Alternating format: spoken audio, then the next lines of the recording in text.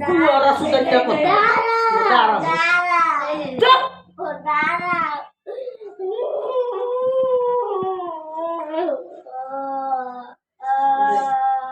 সুন্দর করে বয়ে থাকলে কোনো সমস্যা হবে না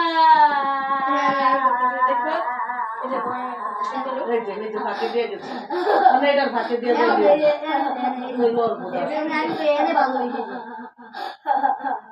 এই ফাঁকে দিয়ে ঢুকে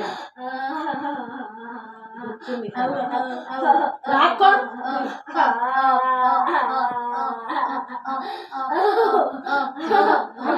আমি দিকু দিয়ে দেয়